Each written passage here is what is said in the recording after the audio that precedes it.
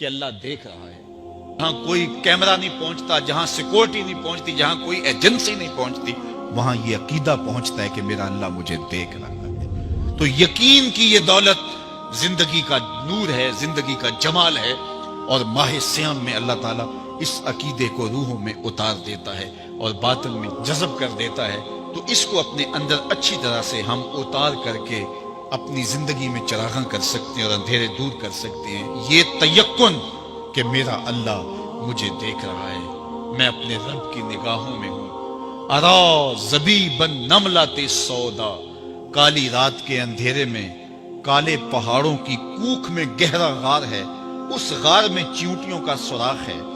اس میں جب چیونٹی چلتی ہے اور وہ بھی سیاہ رنگ کی ہے، رات کی بھی سیاہی ہے، پتھر بھی کالا ہے اور چیونٹی بھی کالے رنگ کی، سینہ سنگ پر اس چیونٹی کے چلنے کی وجہ سے ایک وہمی اور گمانی لکیر بنتی ہے جس کو خوردبین سے دیکھنا بھی ممکن نہیں.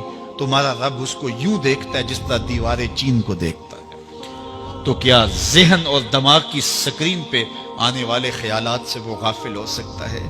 کیا وسوسوں سے وہ غافل ہو سکتا ہے؟ تو آئیے اس یقین اور اس تیقن میں جینے کا گر سیکھیے.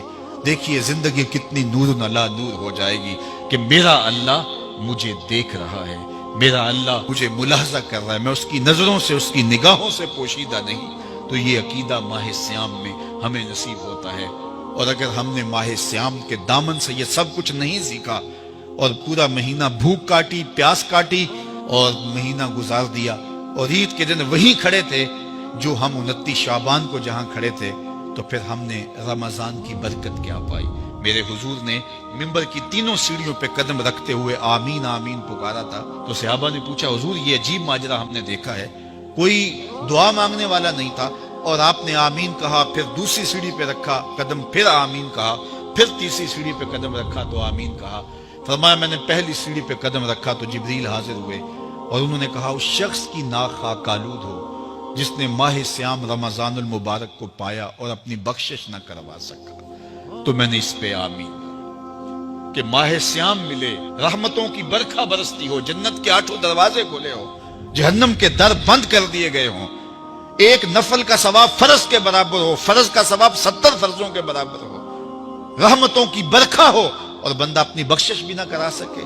تو کہا اس شخص کی ناک خاک آلود ہو. تو حضور نے اس پہ آمین کہا. تو اتنے پیارے موسم کو جو ضائع کر دے، ایسی حسین رت کو جو ضائع کر دے، اس کے لیے وعید بھی کتنی سخت ہے. کہا دوسری سیڑھی پہ قدم رکھا تو جبریل آئے اور کہا اس شخص کی ناک خاک آلود ہو جو والدین کو بڑھاپے میں پائے اور خدمت کر کے جنتی نہ ہو سکے. منبر کی تیسری سیڑھی پہ قدم رکھا تو جبریل آئے، انہوں نے کہا اس شخص کی ناک خاک آلود ہو جس کے سامنے آپ کا ذکر کیا جائے اور وہ آپ پہ درود نہ پڑے. اللہ اکبر. رسول رحمت کا نام آئے تو درود و سلام پیش کرو، ان کا ذکر آئے تو تمہاری روحیں بھی درود پڑھیں، تمہاری زبانیں بھی درود پڑھیں. اللہم صلی علی سیدنا و مولانا محمد معدن الجود والکرم. ان کا ذکر روحوں کی غذا ہے، ان کا ذکر دل کا قرار ہے. تو ان کے تذکرے کی خوشبو سے اپنے ماحول کو معطر